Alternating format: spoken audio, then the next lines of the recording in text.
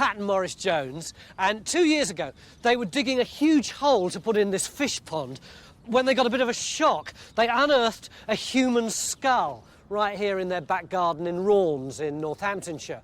And the local archaeology unit were called in, and they said that what they got was a Saxon burial, but they advised them to rebury it because the cost of full excavation would be so much. But Pat, you didn't want to rebury the skull on its own, did you? No.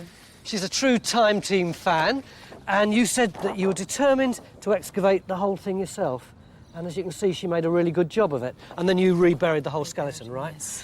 But, Pat, you want to know more about the skeleton, yes, don't you? I do. What do you call him? Henry. You want to know who Henry is, Yes. whether he was buried on his own or whether there are lots of other Saxons in your garden. In other words, have you got a Saxon cemetery? Yes. And Pat and Maurice have invited us in for just 3 days to find out.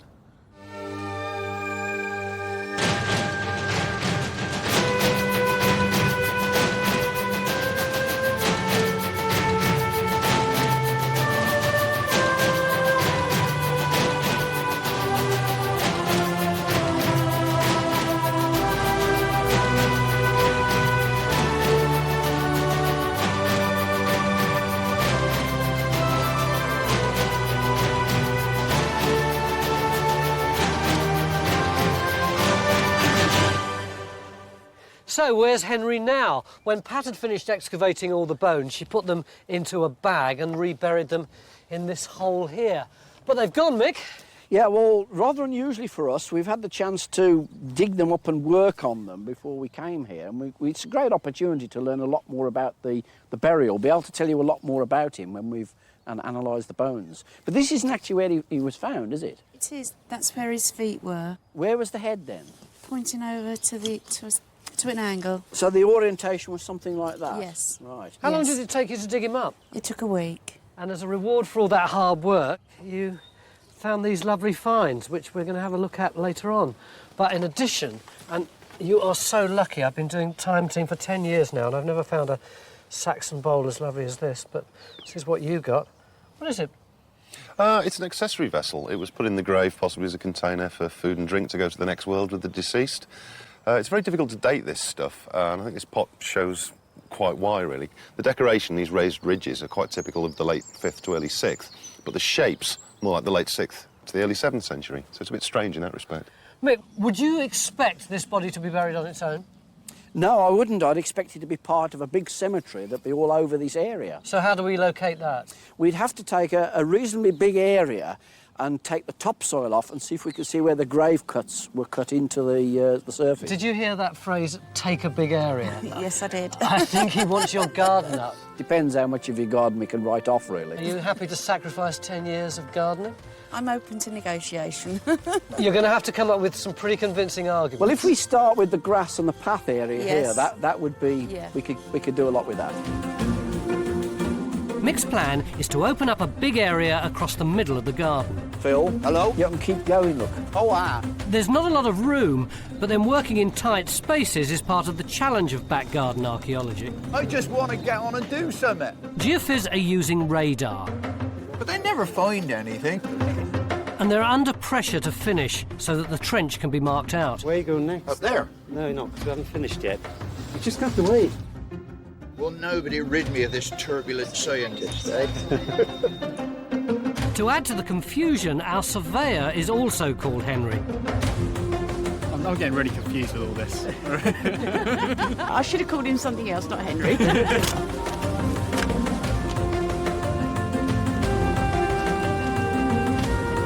Archaeologically speaking, more's known about Raunds than most other towns because a major 10-year research project was carried out here in the 1970s. A 9th century Saxon church and graveyard was discovered to the north of our site, and some badly damaged 6th century cremation burials were found here. The Joneses' garden on the slope of a hill is in an area that's never been excavated, and Henry's burial, complete with grave goods, suggests that the Joneses might have located a pre-Christian Saxon cemetery, something that's never been found in Raunds before. Well, it won't be long before we find out whether there are any more Saxon bodies in Pat's garden, but understandably, she wants to find out more about Henry, the skeleton she's already dug up. And in order to have time to do the analysis, We sent an advance party here 3 weeks ago to dig up her bag of bones. The Joneses had to smash up the concrete around their ponds to retrieve the bones. They'd buried them in a special archaeological sack given to them by Northampton Archaeology, so the bones were kept in very good condition. We took them away to be cleaned and examined by our experts. In the lab, Henry was pieced back together, and he's now been brought back to Raunds to be reunited with Pat and Morris. Bit different, Pat. Yes, very. The big question, Alice, is, are we right to call him Henry, or should we be calling him Henrietta? That's a big question, isn't it? Yeah. Can you see that notch just there? Yeah. In a male pelvis, it's very narrow. In a female pelvis, which tends to be wider all over, we find a much more sort of C-shaped, wider notch. So that's a male. So how tall was he? He was about average for this period because height changes through time, and he was probably about the same height as Helen, I would think. I'm 5'9", by the way. A close inspection of Henry's spine had revealed he had a bad back and a pain in the neck. We've got sort of pitting there, which means that all of the cartilage is worn away. So is that arthritis? That is classic osteoarthritis in his neck, yeah. Henry's teeth were also causing him problems. What we see is a lot of bone resorption, a lot of pitting of the palate, suggesting he actually had what we would call periodontal disease or gum disease. How would that have made him feel? Well, I don't think it would have been very nice, and obviously he couldn't have a course of antibiotics to get rid of it, so he would have had quite a sore mouth and probably increasingly loose teeth, which may have started to fall away, because this was clearly active at the time of his death. Age? He's got widespread degenerative change throughout the skeleton, so he had a few miles on his clock. He was probably, by our terms, well into middle age, I would think. These stains on Henry's arm and hip are intriguing. They may have been caused by copper rivets on the sheath of his knife. But what about the copper staining on his skull? The one on the skull is a lot trickier. It's, you start thinking of helmets, don't you? I think what that is something that reminds us how much we lose just through the normal decay processes in a grave. We could have lost masses of textile, wooden objects, horn objects, things like that. And I think what that's most likely to be is from a little copper alloy repair patch from a wooden vessel. These are quite well known. They're flimsy little things, and they're to fix, say, a split in the rim. Vessels are usually up by the head, and so if that was turned so that the rivet was next to the skull, the whole thing could have decayed completely, and that's the only evidence we'd be left with. Meanwhile, the Joneses aren't missing much because it's taking time to de-turf such a big area. And so as not to waste any time, Phil started digging near to the neighbour's fence, and he's keeping his eyes peeled for a grave cut. This photo of a section across Henry's grave shows that it was cut into limestone and very clear to see. Would Geophys see this? Well, it's not easy, because we've got all the overburden, all the garden material. Seeing through that is quite a challenge. We won't actually detect a body. We don't have a body detector, but we might detect that cut into the bedrock. Reassess Victor's working on a reconstruction drawing based on this photo, which shows the strange position Henry was lying in the grave. That space between his knees is big enough for a wooden box, or you could even have a feather pillow or a pair of shoes or anything you can imagine, really. Really?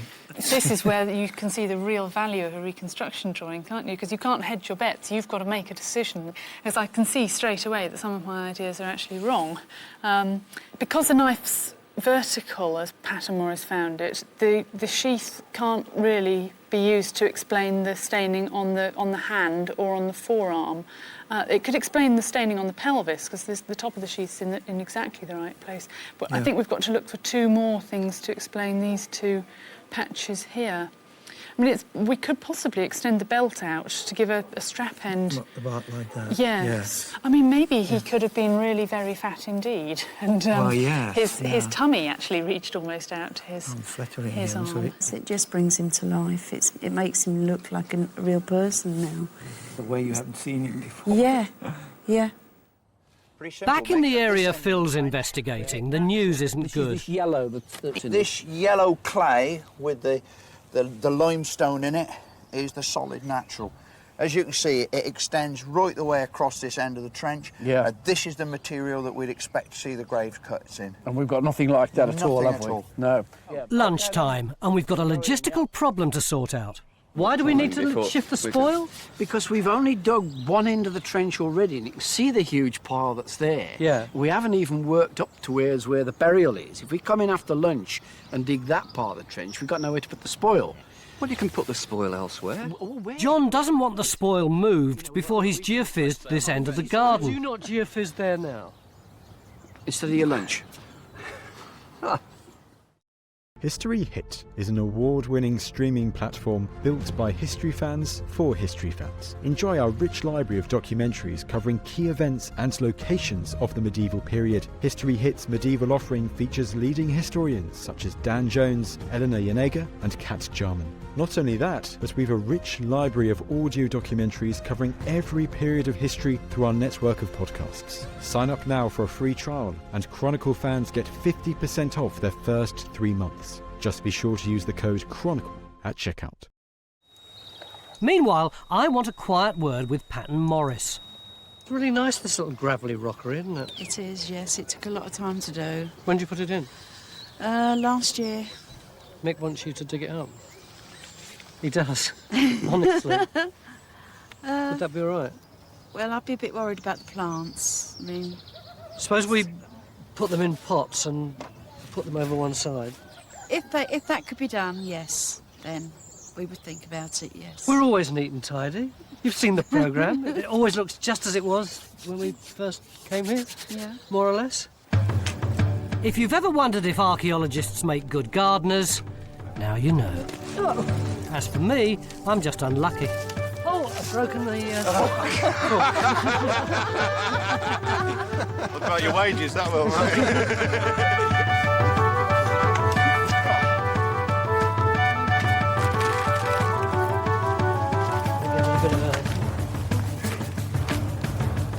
I feel as though we're on the wrong television programme, don't you? There could, of course, be graves under here, but for the moment, dismantling this rockery simply gives us more room to manoeuvre.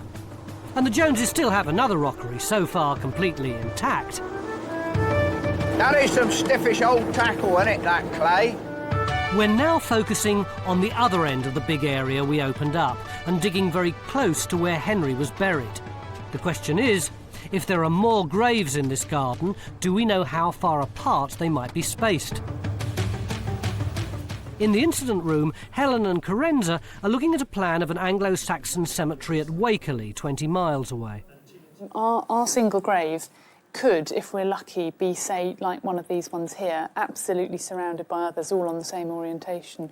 If we're unlucky, it could be like 21, and we would have metres to go to strip to find the next grave. So although they're sort of all generally aligned in the same east-west direction, or sort of three clumps or clusters of graves, there's no boundary or anything like that. There's no obvious edge to it. No, there usually aren't boundaries, actually, which makes one wonder how they relate to other aspects in the landscape. We really don't know. It's one of the big holes in our knowledge. Did you manage to get your lunch, John? Yes, thanks. Geophys have now surveyed the garden, and their resistivity plot shows evidence of medieval ploughing. It's arable farming, and that's just the ghost of it that we're seeing there. But the radar survey shows signals that might be graves. But we've got these two blips. Which sort of corresponds to where the white patches are. That's right. So if Phil can get his string sorted out, we're going to open up a new area to test the geophys. If you were any sort of a colleague, you'd help me out with this. What, with some scissors? It's late afternoon, and I should know better, but I honestly thought we'd have found another grave by now. I can't believe that we didn't find anything at either end of the big trench across the garden. More worrying still is that we've also opened up another trench here, at the back of the fish pond, and that's not looking too promising either. Because of the alignment of the skeleton and the fact that nothing was found on the other side, we thought we'd have a look at this side. So we put in a 3x2 trench, and so far, unfortunately, we've come up with very little. You found absolutely nothing? And found absolutely nothing. I still really enjoyed myself, yeah. They're all masochists. Oh, terrible, isn't it? Meanwhile, inside their house, the Joneses are oblivious to all this because they're watching a video of the conservation work we had done on the Saxon knife and belt buckle that Pat discovered in Henry's grave. Right, so these are the X-rays, which can tell us a lot more about what the actual objects look like. Here it's being cleaned up by the conservators, just picking off any loose bits of corrosion, anything that can come away without damaging the actual blade of the knife. This is how the finds looked when Pat last saw them, and it's this encrusted blob of metal that contained the biggest surprise. When it was X-rayed, it revealed a lattice pattern that turned out to be part of the Saxon buckle. Despite that it's been very, very mineralised, but it's been possible to expose quite a sharp edge, as the X-ray indicated was there, and at that point, offer the two together, like that, and there we have a perfect join. And what's very exciting, that the edges were completely corroded over, and there's no doubt at all that that is a genuine join, and revealing an extraordinary decoration. It's very rare that you get such a positive join in something. It's absolutely fantastic. You think it would look like that? No, I mean, I never dreamt of anything like that. Well, Pat and Morris, I'm very grateful that you've taken the trouble to collect all the pieces. In the case of this object, it looked the least interesting, but so far turned out to be one of the most exciting parts. So thank you for giving us the opportunity to carry out some investigative conservation. Thank you very much indeed. Thank you for doing it. That is absolutely amazing. I'm overwhelmed. I really am, because I never expected anything like that. Well, you remember what the objects looked like last time you saw them. We've now got them back from the conservator. Oh, wow. There's the buckle. That is absolutely beautiful. The X-ray of the knife allows us to narrow down the date for Henry's burial. See that's the cutting edge where the iron is thinner, and it's got a curved back to the blade, and this short handle, we may be missing a bit here.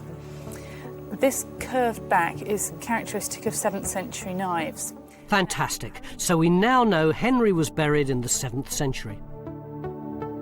We've also been working on a reconstruction of Henry's belt buckle. Hiya. Fantastic. Pat, look at that. Brilliant. That's what it would have looked like. Why did you do it like that, Helen? Well, part of it's from the X-ray, part of it from the buckle itself, and part of it's an educated guess. We've added the loop in, which you can't really see on the X-ray from other examples. And also, we've added in a bit of decoration along the edges, which you can just about see on the X-ray, but again, that's an educated guess. And in fact, the examples that this is taken from are all 7th century openwork buckles, so it backs up what I believe is the date of the knife. It's great, isn't it, the way that gradually we're beginning to bring Henry to life. It's wonderful.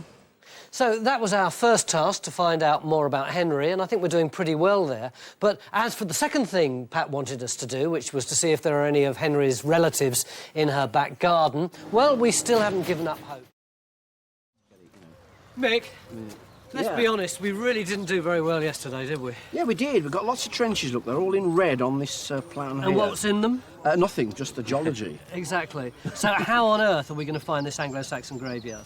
Well, I think we have to look in more areas. I mean, if you look at the red patches on here where we've dug, how much of that is of the percentage of the garden? So far, it's only 5%.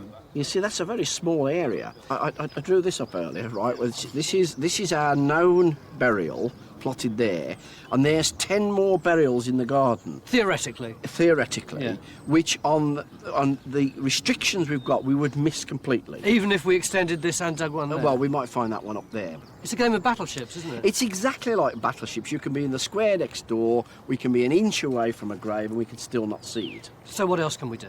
Well, I think we have to increase the area we've got available. We can triple the size of that. We can dig an area here. But the other possibility is to go outside the area, isn't it? These boundaries are modern. They're nothing to do with the original cemetery. So where should we go? Well, we need to go somewhere where we've got space to do a big strip. Yeah. And the obvious place is the allotments up here. They're not being used at the moment. We could get a really big area open there, and that would really add to these small holes here. Well, that would be good, except I don't want to see us avoiding Pat's garden. I mean, we're looking for more Henrys, and we're looking for more Henrys in her garden. We're going to dig here in the corner of the garden, even though it's going to involve a lot of extra work. Because this area is basically a dumping ground and a store for various garden projects. But we're squeezing a second and much bigger digger into the garden today, so we're not going to be put off by extra work. If there are more Saxon graves in this garden, then Phil's determined he's going to find them for Pat and Morris. Having found nothing here yesterday, he plans to extend his trench big time. So it'll run from here through to... Yeah, we shall leave a bit through here for the digger. Yeah. But yeah, we can bring it right the way through, well, virtually as long as you like, really. Oh, big trench. Big area, yeah. Across the road in a neighbour's garden, we've set up a Saxon camp. These reenactors are here to show Pat and Morris what they might have been wearing had they lived here 1,400 years ago. Hello. This is Nita, this is Billa. Hello. How do you do? Would it be okay if I fill the costume? Yes, of course. I was imagining it might be a bit more coarser, but it's not. It's really... No, they could make very, very fine cloth on the looms, yes, and linen for the dress. And I've got leather shoes, which are very comfortable. They take the shape of your foot. They're very comfortable to wear. Yeah. And this is what you would have been wearing, Men's Morris. clothing, very basic, very simple. You can see here you've got the belt, same sort of width of buckle here, and look, that's the plate that you've got that beautiful punch decoration that actually came from your burial. And the knife as well, of course. Right. That's really lovely. And you can see it's got the same angled or curved back, just the same as the one from your garden. That's right, That's yes. what gives us that date in the 7th century, and gives us this handy point as well. Very useful. Our search for a Saxon cemetery has attracted a lot of local interest and several people who believe they can help. And they said that they picked up a skeleton in their garden, they found a shield boss, and I believe they found a spearhead. If he's right, and another burial was found in the neighbourhood, then we've definitely got to check it out. On the new, what they called the new estate then, so it would be probably the other side of the allotments. Ah. This man, a dowser, believes he can help locate the graves. That here, see how this swings? Just there. I'm willing to hear him out, but his prediction that there are graves under the natural doesn't impress the archaeologists. And underneath the natural? Yeah, in bedrock. I've been looking at this. Stuart, on the other hand, has been studying the maps and has discovered that in 1798 the Joneses' garden was part of this parcel of land, which had a very interesting boundary description. It describes the north boundary, being Marshall's Lane. It describes the east, the east boundary and the south boundary. And when it describes the west boundary, it says, and on the west, by the next herein described allotment, the hedges, ditches and mounds. And fences, which the last describe allotments, blah, blah, blah. And he mentions mounds. And it's something potentially that might be important, Tony, because there are Saxon cemeteries where they're reburying Saxon dead in earlier prehistoric burial mounds. Bronze Age burial mounds. Like that. And if you look at the topography here, what we've... There's the garden, there's the road out the front, house, where our Henry was found somewhere there. Yeah. Well, the contour for the high ground goes like that. This is the highest ground above the river valley here. Yeah. So it's a perfect place for a Bronze Age barrow. Because they're not always on the top, actually. It's They're just often dropped on down. what's called a false crest, so that viewed from below, they were on the skyline. Say we have some mounds somewhere up Yeah, here. yeah. Then there are a number of cemeteries where you get clustered burials around the mounds themselves. And our Henry might just be on the fringe of that. And so the allotment is within the sort of ring around where those mounds might be. So we might have looked there. Just to update you on our game of battleships, we've opened up 2 more trenches, one beside the fish pond and the other alongside the garage. The view from the conservatory isn't quite what it was. Pat, come here. You're looking very worried. No, I'm... Yeah? Please say you found something else. Is that what you're worried about? No, I'm hoping that... Well, I'm hoping you have. I'm worried in case you haven't. We thought you were worried about the state of your garden. No, not so... only a little bit. Well, I'm worried that we're not going to find anything. But in the meantime, we do have more information about Henry. David, you've been doing some work on the teeth, haven't you, to try and give us a second opinion about the age of Henry? Yes, When teeth develop in the mouth, they're all sort of white, like this, when you look at them under the microscope. But from the age of about 25 onwards, the teeth start to become transparent along the root, from down here inside the bone, upwards towards the crown. And that transparency sort of spreads up the length of the tooth.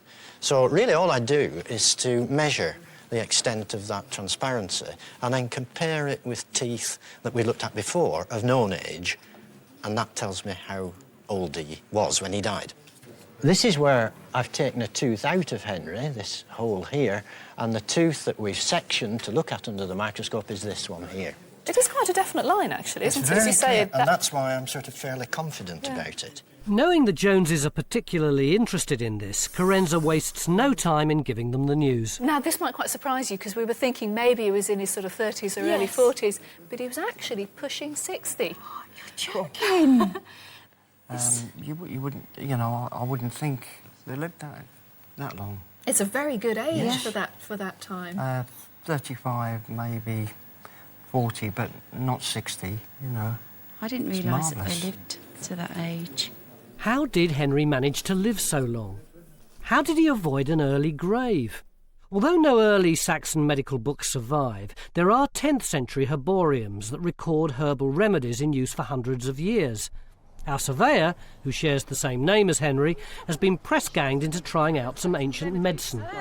Well, we believe, Henry, that your skeleton had osteoarthritis in his neck. So we've a remedy here. We've got nettle in oil. Right. So what do I do with that? You rub that onto your neck. Nice. I think it's the massage is going to make that feel better. Yeah, and for your sore gums, we've got sage boiled in water. Right, so Big mouthful, gargle and spit out. Right. So this is a sort of Saxon mouthwash then? Yes. What's it taste like? It's actually all right. It's sort of like herbal tea. And something else you can use that for as well. You can use that if you've got an itchy bum. How do you know about that? Dr. Alice Roberts is intrigued, but not enough to actually try any of We're it. still using aspirin, which is bark, isn't it? Yes, So- of course. Yeah. Yes. Take yarrow, for instance. That's good for just about everything that ails you. Really? So it's a bit like paracetamol? Absolutely. Exactly, yes. Take it to cure any aches and pains. For a wound made with iron, you can pound it with animal fat. Right. And spread that on. So that will sort of keep the bugs out, maybe. Mm-hmm. Yeah. And I thought you used honey for wounds. You can use a lot of herbs in the herb books are mixed with honey, which of course is an antiseptic. Yes, it's supposed and to be rubbing very it good. onto the wound helps the healing herb to stick to the wound and do Keeps its work. infection from getting That's in. right. Yes. So what's the news out of this one, Kai? Nothing. Nothing again? Nothing. No, we've come straight down onto the natural. So how are you feeling? Depressed. Yeah, gutted. The sad truth is that none of our trenches in the garden have picked up any trace of another grave, and Mick wants to turn our main effort towards the allotments, where Geophys have just about finished their survey. But we're not giving up in here. The plan is to leave our team of determined young diggers to carry on investigating the garden. Well, I think basically we've only got two options now. We've got to put a slot through here to link our two trenches, and then do as Catherine suggested, which was extend trench 1. This is this one here? That one there, where... Which way do you want to extend it? Towards you. This way. Right, Yeah. towards another flower bed, basically. No, I think we can probably leave the flower bed. We won't bring it quite that far, but it will enable us to trace the soil that Henry was buried in, or the natural that Henry was cut into.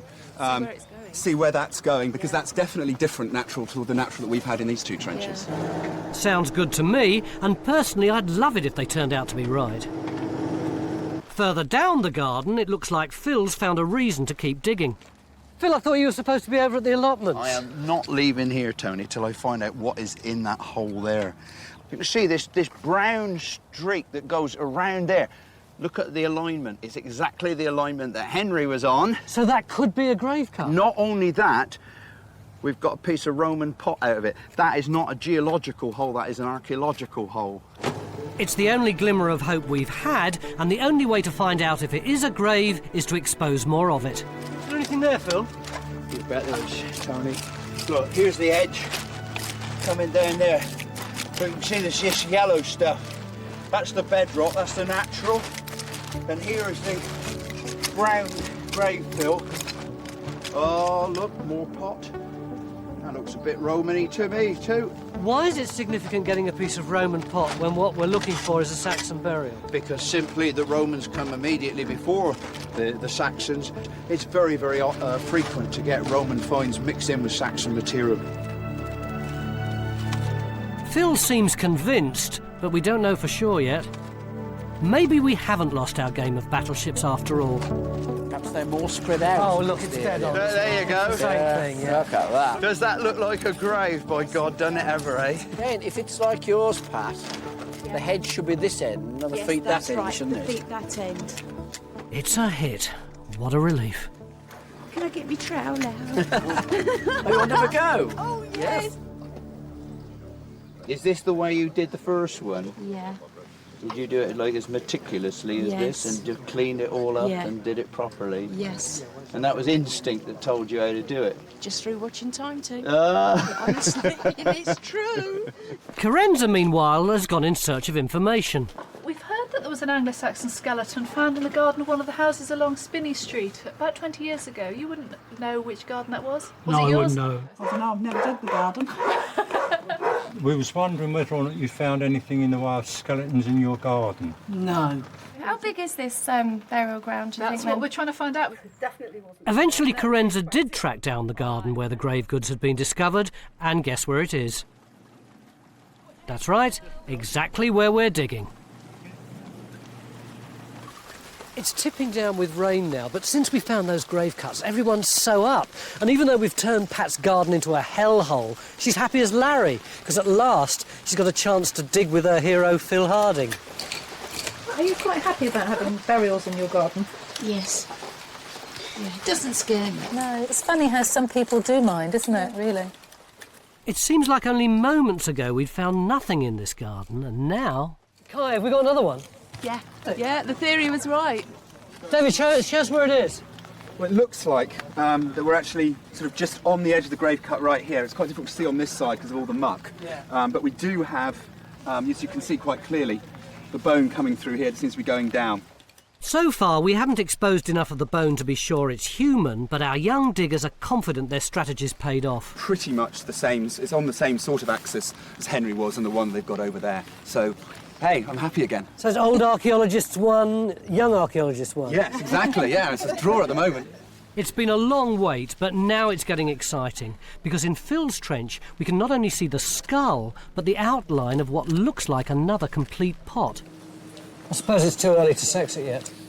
Well, from what I can see, it looks like a female. The frontal region's sort of fairly straight down and it's very smooth, so I think it's a woman. And you can see the teeth, can't you? Yeah, and you can see enough of the teeth to know that she's got her wisdom teeth, so she's over 21-ish. So it's looking good, actually. What have you got up your end, Phil? Well, underneath here, Tony, there's this lovely green thing there. But unfortunately, it's very, very decayed because of the nature of the soil around it. And then here, it's very, very difficult to see. We've actually got part of an iron object, so that might actually be a single object. Paul, how's your vessel coming along? Early days yet, Tony. I've just got the rim exposed. I still haven't got the full length of it. So it seems to be lying on its side. Could the pot have fallen onto its side when the grave had been started to be filled in? Possible, yeah. I mean, and it knocked it over? Yeah, it's entirely possible. So it's the end of what's turned out to be a very rewarding day. Well, I knew we were going to dig a big trench, but blimey. Right, yeah. But it's tough going in the allotments. All we've discovered so far is that the soil is very different. Very sticky. Yeah, very sticky. Yeah. My boots. Yeah. It's very different to over there, and we're worrying that we might not be able to see grave cuts. OK, so what are you going to do? Go further down that way? Or? No, go that way, I think. Helen's plan for tomorrow is to open up an even bigger area in the hope that we can find out if the graves extend in this direction. We want to be able to tell Pat if the burials are just a small group or part of a big cemetery. 2 hours ago, you were really upset, weren't you? I was. You thought you dragged us all the way over here. Yes. And we weren't going to find anything at all in your garden. Mm-hmm. It's changed now, though, isn't it? Yes. We found a friend for Henry. But most exciting of all, we think that this grave is of a female, and in Saxon times they were buried with all sorts of stuff. So who knows what we're going to find in this grave tomorrow. Welcome back, day 3. For the last 2 days, we've been looking for an Anglo-Saxon cemetery in this garden. The Joneses have already found one burial. Yesterday, we found another, and possibly even a third. So, Helen, surely now we can say we found our cemetery. Oh, probably, but we could always hedge our bets and just call it a burial site. What's the difference? But it's like how many swallows make a summer, how many graves make a cemetery. There's almost certainly far more out here. It's just a question of finding them. Ah, so that's sort of... Hang on, Paul, I think this is a big bead. No prizes for guessing who's in charge of excavating this skeleton today. Dealing with... Is that a hole in the middle of it there where the bronze wire's going in? Yes, it is. Look, it goes in there, and there's the wire going through there. And if I... Oh, that's beautiful. This is great it's stuff. business, isn't it, eh? Phil's going to need all his experience because this Saxon woman seems to have all sorts of mystery items buried with her. There's a small iron object in there. Yep, see that. And then there's this big copper plate in there. And then I've got this big iron object in there, which I don't know whether that's a knife or what the hell that is. Looks a bit like it.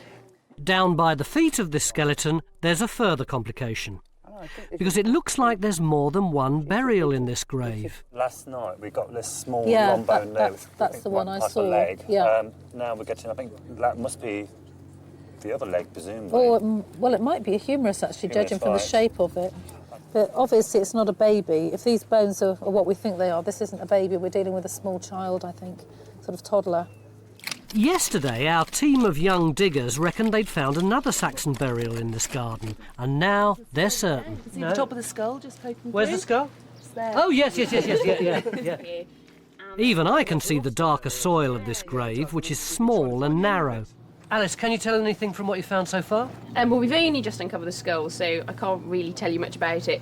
It is quite thin, though, so there's a possibility it might be a child, but then if it turns out to be a 40-year-old male, I never said that. I think you are. I'll see you later. So, including Henry's grave, we now have 3 burials in this garden, but we need to find more to establish it is a cemetery. And our best bet for doing that is in the allotments, where we're opening up a massive area in search of more burials. As we go this way towards the gardens, the geology is changing, and it's more similar to where the burials have been found. It seems a lot sandier over there, doesn't it? It is, so we're hoping that we might find one. One would be good. In the reenactors' Saxon camp, Pat's looking at replicas of everyday objects like wooden bowls and spoons. Well, the spoon's made out of horn. This is cow horn, and it's very, very pliable. When you heat it up and put it into hot water, you can then shape it and do the various things with it. All objects that rarely survive in a grave. I mean, after all, we almost never find traces of these handles. No. And something like this boar tusk, yes, in a really acidic soil, all this would go, and you'd just be left with the metal bits, and then you'd have to try to work out what you'd been left with. Yes. Which is precisely what Phil and Paul are trying to do at the moment. A loose tooth, just here. Then underneath the collarbone, I can just see it sticking out. There's like a circle of wire. I think it's bronze wire. Absolutely wonderful. To actually see her, though, I mean, it's something that is this old and you can actually see her. Yeah, and you can see her kind of with the things that they wanted you to see her with. I mean, that pot was put there for a reason, and now we're getting the benefit. Helen, who do you think the people were who were being buried in this cemetery here? Are they Angles or Saxons or British? I don't think they'd have thought of themselves as Saxons, because all the areas where we know that people were later on thinking of themselves as Saxons are well to the southwest, really. They might have thought of themselves as Angles, but that doesn't necessarily mean they were all descended from Angles, because although we think of great waves of Germanic invaders coming across in the Anglo-Saxon period, we've actually got about 4 million people, maybe as many as 4 million people, living in Roman Britain. And to swamp that culture with migrating Germans would be actually fairly impossible. You'd need millions of them. So it seems much more likely that the old Romano-British population just changed their culture because it was more fashionable to be a German. So they could be just the descendants of Romano-British people, but they wouldn't have thought of themselves by this point, I don't think, as British. They'd have thought of themselves as Anglian. The second burial we've discovered is definitely that of a child. Although we can't tell if it's a boy or a girl without a DNA test, we can easily get an idea of the child's age by examining a tooth. You can see that the roots aren't properly developed because the points would be sealed. Right. They're quite open still. And this is the sort of thing you see in someone who's about 8. Right. So we're looking at a child around About about 8, 8. obviously plus or minus a year or so either way. In Phil's trench, having carefully recorded the female's skeleton and the grave goods all around it, the next job is to lift the fragile mystery copper object in a block of soil so that it can be carefully examined in the conservation lab. Next, pottery expert Paul Blinkhorn bravely lifts the second complete Saxon pot to be discovered in Pat's garden. It's a cooking pot. If you look at the way it's all blackened around the top, yeah? Oh, yeah. That's yeah. soot. This has been used on a fire. Something's been heated in it. I mean, we can guess that it was used for cooking. Yeah. So there's a number of reasons why this may have gone in the grave. It could have just been to carry food and drink as a sort of, you know, a meal to take through to the next world. Into the afterlife sort of thing, yeah. Or it could also have worked as a symbol of the woman's status in life. Yeah. What, like she ran the house, like? Perhaps it was a symbol of her role in life, that she was the housewife, the cook. But given that an Anglo-Saxon household might have consisted of several dozen people, we're really talking about somebody who's probably more like a housekeeper, actually. Oh, absolutely. I mean, you find female burials with these keys on the girdle hangers. Yeah. If you've got keys, that means you've got control of the locked places. So you chests have and all the rest exactly. of it. So you have some control over the wealth of the household as well. It's not a subservient role at all. In Phil's trench, it was thought that we might have a small child buried by the feet of the female, but it's now clear that these bones aren't human. Any idea what sort of animal? Well, having got the species wrong yesterday, I think I'll just keep quiet on that one. The interesting thing with that bone is there's no sign of butchery on it, so it's not a joint of meat that's gone on in the grave with her. And you have to wonder if it isn't actually some sort of pet.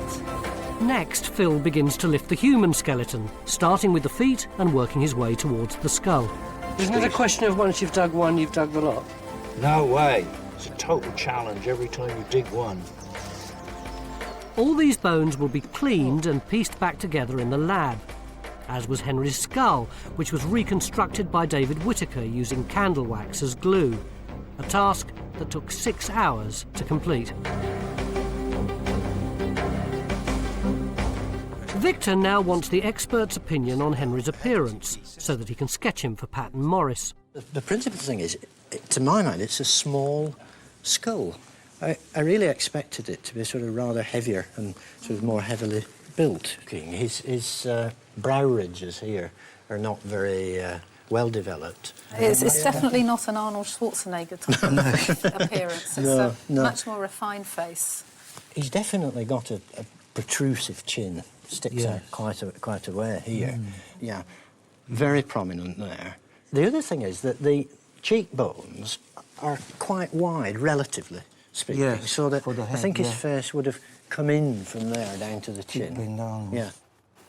To excavate a skeleton, you don't need to know the name of every human bone, but it might stop you being teased by an expert. Why would Phil want to look at the pubic cubicle? Well, this is an invention of Phil's, if you remember from another show. Most of us look for the pubic tubercle, but it's absolutely gorgeous. Look, I am a humble archaeologist, Margaret. I am not a gynecologist. Thank God for that. That's what I can say. I am not a brain surgeon. There's still plenty to do, although the absence of grave goods in our second grave means the recording and lifting of this 8-year-old Saxon child will be a much simpler proposition than the one Phil's taking on. I wonder if we ought to have this little bead out. Phil has the tricky job of untangling the upper half of the skeleton from a variety of delicate grave goods.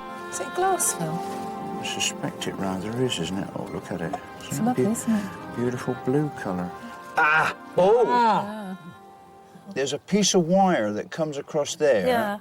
And then there's another one there. And then we've got this piece here. Yeah. Phil's uncovering what looks like a series of fine silver rings. Good Lord.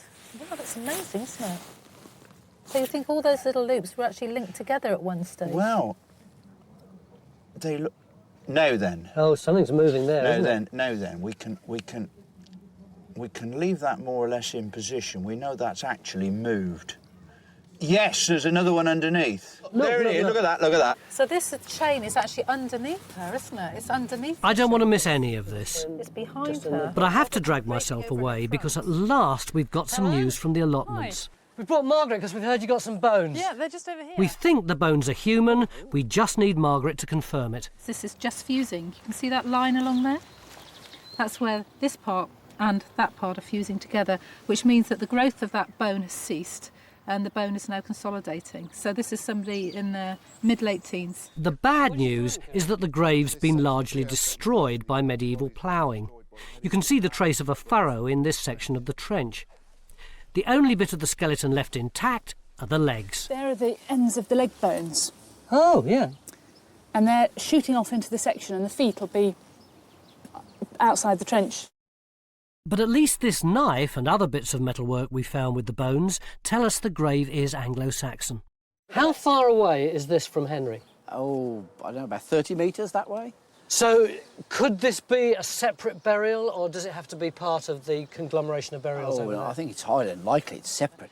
Even though we're in a different field now, then we would have been in the same place. So if we've got 4, are you happy to say that this is now a cemetery? Yeah, I think we can officially now call it. Yes, we have a cemetery. Just what we wanted to hear. With time running out, the focus now is on finding out as much as we can about the Saxon woman buried in Pat's garden. So her teeth, when she closed them, when you close your back teeth, most people overlap from the top, but hers didn't. They were sort of edge to edge, like that. Is this a glass bead, or is it made of stone? Pure circle round here. Although it's hard to see, this is a bone disc decorated with ring and dot design. We're almost at the end of the dig, and understandably the neighbours are curious about what's been happening in Pat's garden. This shows their garden, and it shows you the trenches we've dug. We haven't been able to do as much work perhaps as we'd like to have done. Although we've now exposed the feet belonging to the burial we found in the allotments, we'd have to dig a lot more of the local area to know how many more graves make up this cemetery. So you're all probably standing on top of Anglo-Saxon graves right now. Stuart thinks the Anglo-Saxons were burying their dead close to Bronze Age burial mounds. That's why the cemetery might be there. And we can create an impression for the Joneses of what that might have looked like. Our cemetery is right on the horizon, so if you imagine there are barrows... Surveyor Henry has produced a 3D model showing that the burials in green would have been visible from any settlement within this red zone. Well, Victor has done a reconstruction. But perhaps more than anything, Pat wanted to know more about the skeleton she excavated, and we've done our best to bring Henry to life for her. Of what we think he might have looked like. And Martin's here to try and give you some idea of what he might have sounded like. Quedon that he were, world cunninga, manna mildest, on monthwowest, leodom lithost, and lofionost. You probably want to know what that means. Right, yes. It means they said he was the mildest of men, the most gentle, the kindest to his people, and the most eager for glory. And he does look like that, doesn't he? That is Yes. absolutely lovely. Thank you very much. And we've wrecked your garden as well. Nothing that can't be put back. And worth it to prove that Henry wasn't an isolated burial, but part of a pre-Christian Anglo-Saxon cemetery, the only one ever discovered in Raunds. So what would you like us to do with it? Well, I think try and keep the bits of each ring separate. Keep 'cause separate, they okay. look different sizes and they might have different characteristics. It's all new and exciting detail about life and death in the 7th century. Oh, that's wonderful. Totally independent, aren't they?